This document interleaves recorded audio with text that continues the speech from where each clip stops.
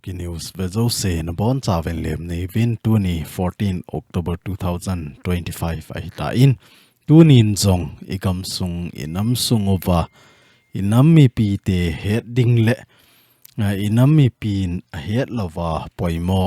thu hung ki phong ho aban banin seihla na ho zong ananeu hitin chule gamdang danga thilso ho zong I chan ge hitam ti ho zong hi aban bana hin update kilo hitin tuni I topic deu hi a hi le CF ti chu Center Force hon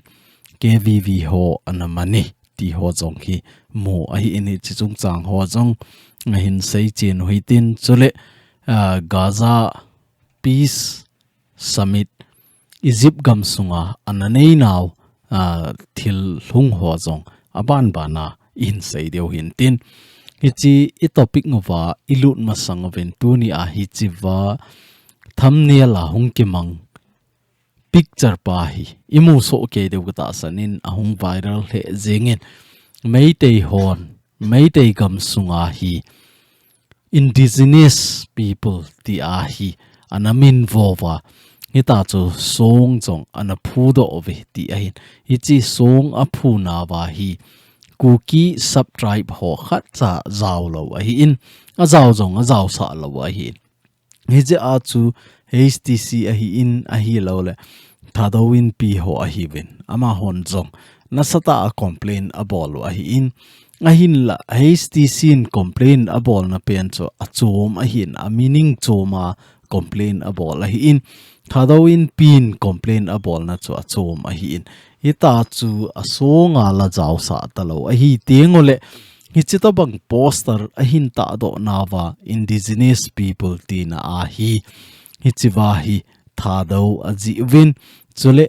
lamza thanglim a koiwi ti a hin adang hoi ga veleuchun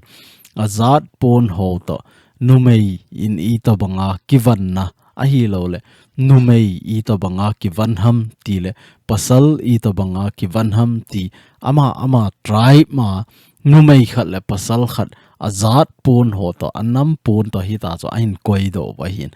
a hin la hi chiwa hi event na hi le editing ki bol thu ham la ka he po in ngeta chu lamza thanglim hi a koi win tha do ti hin a koi pi wi ti ho jong ki mu ai hi chi chan ge ya min ei noi si ei nui sat nunga jong tu ni chan ge ya ki sai lut go te te na lai a hin za cha om le jengin hi chi to bang hi inam pi sunga ki vai hop na ki to lo je a inam sung sumin setting inam sung za lo ta vai ho mo hi pung deu deu ai ti pa jong hi I het do nga in min a song phu naw ai ti a mang talo dinga a phu naw a Meitei gam sunga ho si kizi do a subtribe ho hin kita do wa ai chiwa chu ke ho jong ni zaw sa po wi gatti te a hi in hi ji a chu hi chi a banner aninga hi a zaw sa win ama limbo a Taove ti hi mo a hi I to bangham thado pon chu I to bangham a hi lawai le thado tribe chu I to bangham ti ho hi hoi ta detail a koi ta lowa ama limbo hi a koi pi wi ti a hi ni chi jong hi insal khat a hin ti chu kisu umol phona kizum so na khat a hi ti jong chu he thei dewa iga sei masat no hin tin tu hin HTC ho a kona het sa na hong ki bol more khopi sunga sathat ho tip na ahin nei na ho ga velo hen hi chi hi tu ni mama a press release ain bolum mi pi more sunga cheng la akim vela ho dinga het sa na ahin bolu HTC hon ahin bol na wa hi in ama hon a sei naw hi ga velo hen a khat na a point za chom ahin pe point khat point ni point thum ahin pe we hichiwa ama hon a seu cha hi le mi pi a kon aka le sa ki zo ho hi adam lo le lo ki kap ti a gin mo thu akiza jing to hlon in hichi tip na hi khopi sunga sa sathat sa zo ho koma ahung ki nei e ti ahin ahung khiat sai ti dan a hi in abana akhat na sei chu a hi le idam theina diwa koima sa dam lo na sazo ho hin idam theina diwa koiman sadam lo izo lo deu a hi lawai le dam doi ki kap ho jong izo lo deu a hi ti hi akhat na a hi in ani na a seu chu a hi le hi chitip na hi mi pi ding gel na a hung ke bol a hi to hlona sathat sazo hon bazar a azo na hi in so na hi hen a hi lawai le kail hanga hi hen zo na hi zong le hi chi tep na hi azui chi divin ikitiem ove ti a hi in ikitiem o a hi ti a hin kail hanga ki zo ho hi hen in tina zo ho hi zong le koiman sa adam lo a hi lawai le lo ki kap ho ikizo khum lo dewa hi aji chu dam theina lang to kisaya hi chu a jong ikivian no ngai a hi in koiham khat chun vo chawa a hi lo la chawa a sawa ho chu I na zala hi ta chu adam mo sa adam doi ka ma a hi lawa hi le a thi sa po hin sema kholai sunga hin zo a zo na tiawin sa du cha ja cho ki cho wa ni wa hi le dam mo hi tam thim a hi ta ja chu hi chi to bang sa adam lo le dam doi ki kap ho koiman izo ta lo diu a hi ti hi a hin het sa wa hi in athum na a hi le gin chat lo le wang sit pi a hi to bang sadam lo le lo ki kap azo kha akimat do le khopi sunga sathat sazo avela abol sa abola avela ki bol sa ta lo ding a hi ti hi giga na khat jong a hin bol lovin koi to bang ham khat hi chiwa HTC thupon na sa lawa khopi sunga hi hen kai hanga hi hen a hi lo le in so na sazo ho hi chi to banga sa adam lo a hi lawa hi le dam doi ki kam ho hin zo kha anakimat kha a hi le adam sunga sazo a ki phalta loading sa ki zo sa ta loading a hi ti a hin a koyam khat chu akuma hin zo akum somwal jen sa hin zo hi ta jong le itiam khana adam lo ho lo ki kam ho a hin zo kha hi le ama jong chu asa zo na ki cancel pe ding adam sunga ti chu sa azo ki theita lo na dinga thu ki ga na ki bolding thu ki pe ding hi ti ho jong hi hiat sa na a hin bol ve ti a hin hi chi hi a phale jingin aji chu tu lai hi sa ho jong hi nat na za chom ahung ta dong zuya hi I hin kho adinga jong hi danger ma dam theina langa jong hi kiven dam theina langa jong hi kilha sama ma hi tain I gam sungu hi ga veleu chun Meitei to I hung ke boy wa patna hi dam doi in hoi jong ki nei zo lo ku ki cha ten I gam sungu wa inaki boy ma sangu wa jong dam doi in hoi ta ho jong hi I gam sungu wa koi ding lunggel jong anaki nei lo Ngita ki boy in tin ki ha san tin ti ho jong anaki gel kha lo je achu Meitei gama au ma hi jong le hi chi Meitei gam jong chu I gama hi nge dam mo ve se jong le ama ho gama ki chi aga ki jen thei ti to bangai anaki gela ei ho gam sung develop na ding mo mong anaki gel do lo hin tu a hi boy na hin to wa Kuki cha te Meitei gama I lut thei lo phat no wa hi I gam sung wa hospital ho jong hung khang to zema thep na chi na izil na ho thim zil na lang hi hen kai hang hi hen company za chom thil sim na ho hi jong le I gamo hi niau cha hung development a hi bovin hi chi masanga chu I gam sunga hi I chanham khana development ho jong anakina sa bi se lo a hi ze chu I gam sung hi email ma ho gam to ite a hi le chon hlasam ma hi za chu hi chi to bang HTC thupi na ho jong hi init no wa khat le khat ki lung se ta I chen wa ken kani lo po le ti lo wa hita chu sa adammo a hi lo le lo ki kap ti ho jong hi ken kanie lo po le ti a hi sumuna ding a hi po le ti a lungel ne ya na to pa hi inei lo divin avela I hong kitep ken wa hi in aba na hi ga velo hen Kuki zo women forum Delhi and NCR ho thupon a hi in chule hi chilanga jong hi Kuki Women Organization for Human Right ho press release hin bol na a hi in ama ho press release bol na hi ani ni a kain koi khom na hi athu ki bang a hi za achu ihin koi wa hi in athu ho hi alang khana sei dinga chu ki seinom be se lo hi in hi jong le het dinga thu so a hin bol ta ji wa chu hin se wa hin tin hi chiwa KWO hon thu so a hin bol na wa jong hi condemnation na dem na a bol na thu a hin se wa hi in chule hi chilanga jong hi Kuki zo women forum hon jong a bol na wa hi condemnation ma a hin ti chu a dei lo na thu a hi lo vai le hi chi to banga to gon nei ho nga dem na thu a hin pho no a hi in hi chi hi ipi thu ham tele ye so ke wa hen tu lai ta a hi social media adi se na WhatsApp group khat de da so kal lut na hi la kare nu mei ho zat dang mi to kingai ha a hi lo la ki koi na ho alam na ho a zat hi thang zinga hi hong ki post tha in aji chu ipgm tele zan hi masala chu news ho jong chi na mu de wa hin hi chiwa vinay ning nei thim kiti hi ning nei thim hi miss ning nei thim hi chi Meitei khat to na kinga ya hi chi Meitei pa chun apa video call a bolin hi ta chu alol at pi ti ho chan ge chu ki mo a hin chule amana at zowa hi aki gel ai le kicha thim hi di dan a hi tai na ma jong hi anaki sunin anaki atnin a hin la ma hi thiman lawa chu agamu do UVIN hospital treatment aki bol hi ti ho jong hi mo a hin a hoti ai le chon ama hi thilowa anu mai nu wang chu a li jing a hin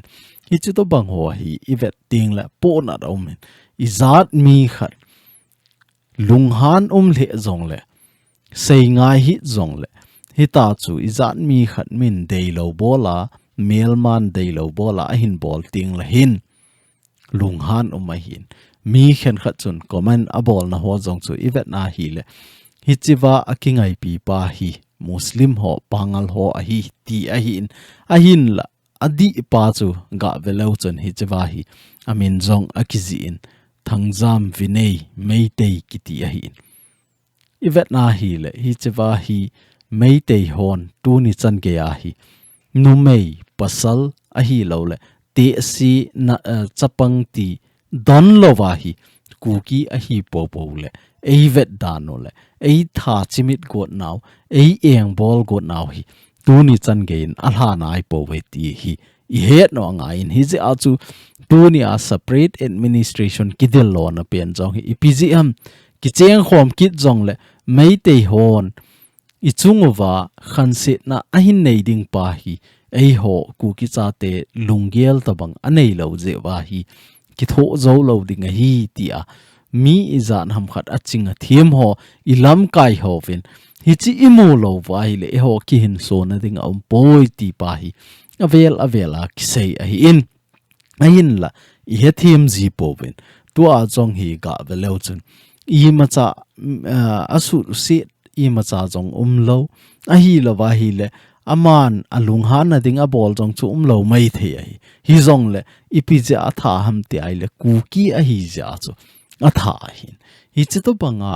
min pan ala la ya ei ho thinglang mi ho chu ikina a ilung han teng le jeng jung kiti a hi wanga chu chom khat lo ka kilung dam pai kit jeng masanga hin dan banga ki hing kit pai jeng a hi hi chi to bang chu mei le ho lungel a hi po in tu ni chan ge a jong hi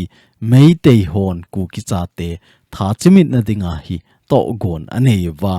amun a hi planning siama na tong jing a hi ve ti jong hi I het theine dewa tunia avela in se wa in tunia hi chiwa thil so jong hi kingai pi lo hela that han lang hi le chun ama ho hin Kuki cha te atup mo mong e ti the a hin la tu a hi ama hin hi chi chu a hi lo na dinga chu a kingai pi da na oma hi ta chu ahung a kingai da na thu ahung hlun pha na chu hi chi to bang a hin bo lai le ei ho zo en i chanu hi oi mo kin wa hi tai ama hin hi ti khati za dang nam dang a kingai pi ja hi chi to bang thil so ma hi ti langa hi uma in zawa ka seima banga chu social media ho a jong hi nasata ama keu hilo ning nei thim keu hilowa nu mai cha chom jong tu a jong hi kol ho to kingai loi a hi lo la muslim to kingai loi a za to kingai a hi ta chu video ki ka ma a za post ki bola hung ki thot ho jong hi dim set na hi ni chu to bang hi a hi the ai la kanam mi te ho pilu hi tin ei ho thing hlang mi te lungel to bang hi mi dang in agel poi ti jong hi het do wa ikichi theina divin hi chi to bang thil hung ho hi a khat veina a hi ta po in hi je a chu ichi theiwa hi chi to bang hi tu chung I chung wa a hlun hi a chaina hi sa wa avela Kuki cha te chunga Kuki nu mai chunga zat dang nam dang pasal ho kichip na I lo na diwa jong hi pan ila angai ti chu avela iga ke sa ke no hintin chule tu ni chun lon pi wang kholanga hi center force ho hin operation a hin bolvin a hi le vv ho mini anamanovin a hin la lon pi wang kho a nu te ho pan la na zal le ta chanu ho si pan la na zal a hi chi vv ki man ho chu akilado ki tai ti ho jong hi mu a hin ki pa le jengin a hin la muntina ka so pi te ho ichi thei diu chu tu lai center force in jong aban bana hi a hin tol a hi in hichina a hi nang ho vv na hi vi ti a vv keu ngan se lawa mi pin jong inam pasal ho igam inam veng bit dinga buffer zone pang ho hi IHIU diu ham pan khom pi diu ham center force on an su boya hi jong le do dal thei diu ham ti pa hi to gon ineva I bon chawa idin khom wa hi le ama hon jong I ma cha bol thei lo diwa hi tunia jong hi amat teniu hi a bol khelu I ma cha am lo hi a bol khelu chu a hi le pasal hi vin thala ki choi vin hi ta chu buffer zone nga apan je a hi lo le uniform ki van je a chu amat no jong hi mai the a hi in a hi wa nga chu a bol khel a to khel I ma cha am lo hi jong le a hin mat do wa police khut na a hin het no wa case a hin bol wa hi le chun masanga Kuki cha te chunga ngo na ho zo se hi e ho chunga a hin but la de wa hi ni chi ting le chun ala do pa hi hung ha sa ji ding a hi ni ja a chu kanam mi te ho anu apa lawa hoi te ta a tu chunga buffer zone nga apang volunteer ho hi mi pi hon jong ingai ven wa hoi ta ki ven bit diu police ho hin police hi han a hi lo army hi jong le a hin mat po vai le bon wa ki tho wa police station athun masanga hi ila do ji diu hi ei ho dinga thilpha hi ti jong chu iga sei thewin tin tu ni hla ata chanu pan la ho zo si chunga jong ki pa thu iga sei be ki no hin tin chule hi chiwa news ki mu khat hi a hi la tu a jong hi chen khom piu me long ho nga hi cho jong hi na sata in apangovin song ko kang ti ding ha hi cho loi jong hi u keng ne ho ti diu ham hi cho hi pateta in akigong to ki no vin to a jong hi ukhur district a dinga jong hi ukhur district working journalist association ho aphu do ki no vin kiloi khom na nei vin announce a bolvi inaugurate a bolvi ti ho jong hi mu a hi in tu a hi ama hon jong social media hi hen media lang hi jong le su hat na ding le pan khom na ding ai to gon anei jing ven ipi narrative na ya pan ala de ham ti wang het the hi po in hi jong le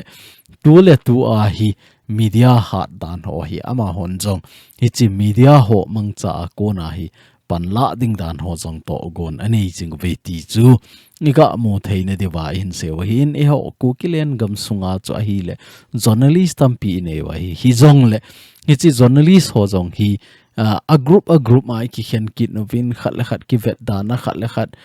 ke chung nung zong e ke senior ka hi ke junior ka hi chi ho a jong hi ki dem a hi in khat le khat pan khom na ding to gon a ki nei jong le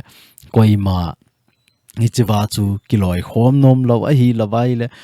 ki mu neu ji ti ding ham ki mu sit ji ti ding hama hi senior hoi azol ha ji in hi za chu e ho gam sunga chong hi journalist zo si ki pun khom na ding jong hi an ki ngai to hi ni jong le tu ni chan ge a hi ke ho hi chi ka hi ven nang ho chi na hi ve ti a hi ki thu pi sa ki loi khom thei lo wa hi na hin la tu ai me long ho hi a journalist ho zo si jong hi tha khat na hong ding khom thei ve ti hi mu au me na hi la lang khat ai o cha jong au mu vin pa cha jong au mu vin a hi thei a hi le email mau I chen khom pi ho jong hi chi to banga thei ta a hi le chun ei ho jong pan ila thawa ngai ti pa hi kanam MITE ho he thei ne devai ga sei be kin no hin tin chule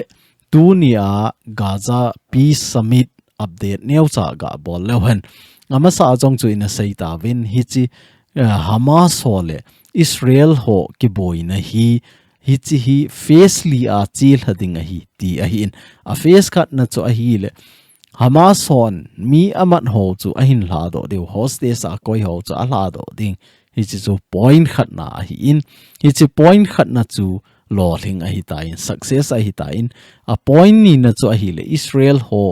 sepai ho kinung tol ding ti a hi ni chu jong hi phabe pi ki tol do ki ro a hi ta in Gaza gam sunga ko na Israel sepai ho hi hung kinung tol do a hi ta in hi chi bana chu to a hi athum na a hi ipiham tele Israel hon Palestine ho aman ho hi alha do duty a hi in hi chi zong hi tu ni a chu hi chi summit a chu phon do na hin bol na wa chong chu a hin phong do win Israel hon Palestine ho aman ho chu mi sang le zakole som gup legit an alha do ta vi ti zong hi mo hi in hi chi Hamas hon Israel mi pi anamat ho chu mi som ni bo an hing do a hin hi chi mi som ni hi ama hon a hin la do wa hi in a hin la Israel hon tu nia hong ki phon dung zoya chu Palestine ho an la do hi tam mo mo a hin sang ni thing di chet hi an la do ve ti a hin a hoti ai le chun a face thum na lang chan hi hung chi a hi tain to a hi a face cut pa bo hi bat hi chi chu a ipiham te ai le humanitarian aid ho ti chu ne la cha Gaza gam sunga loading ki thopi na za chom hung ki thot ho gam za chom ma ko na hung ho hi Gaza gam sunga hla loading ti hi chi hi a hi in tu a Israel hon a hi le ipi bola gal laya chu hi chu hona san chu an kham ham ti loi jong hi zan ha in seina wa chu comment za chom jong an ki mu in hi chi wa comment hin bol ho chen he deu khat chu a hi le ga sei le hen hi chi Israel ten a kham pe no hi a hi le itiam khana gam danga ko na ki thopi na hong ho zo se hi ki pe hen lang hi le Hamas so hin asum apai ho hi thal cho na hin nei ki no vintin ama ho do na a hin nei kha deu ti pa hi ki chat ja chu hi cho zo si jong hi an kham pi wa hin chu bana chu nga ama hol ama sungka jong hi boina ji a hi ti chu Palestine ho mi pi le Hamas ho ki ka jong hi boina hin phan ma sa jong chu video khat a hung viral len hi chi wa video hung viral chu ipitiam ti le gamdanga ko na ni le cha ki thopi na hung ho a truck thum lang hung ho chu Hamas hon hijack a bolwin hi chi truck ho chu mi pi ne ding hin po ho chu mi pi chang talowin Hamas hon a bon chang ke a truck puma chu akigu do win ni ta so ni le cha ding ho zo se chu lei ko noi langa na hlo lu do ve ti ho jong chu mu a hin hi ja chu Israelian hi chu ho jong hi ana kha pi ji a hi ti pa chu iga he thim na diwa iga sei be kin hin tin tu le tu a hi Israel in Gaza gamsung asu si nahi na samong mong ahi tain kum som thum hin gong kit no chong le masanga Gaza to banga in building hoita ta kisa ahi lo le mi tampi pi chen na dinga na kisim ho hi che hoi kum som thuma jong a hin tun do zo lo di wa hin aji chu tu a ni le cha hol na jong ha sata a in mun ho jing jong hi asu then deu a tha sa deu hi che ho jong hi phat tampi hung lut ding Gaza gamsung hi ami cheng kit jong le masang banga khopi ahung so kit na ding le masang economy ahung thun kit na dewa hi kum izat ham khat wang lut na lai ding hi ti pa choi ga he them na dewa in se hin tin hi chi chan chu tu ni Kuki news mang cha I hung ki hil chet now niaw cha hin tin tu ni Kuki news in ve hin ngai hlau zo si na chung che win ka ki pai na bon cha win pathin in phat thei na bo jing taw hen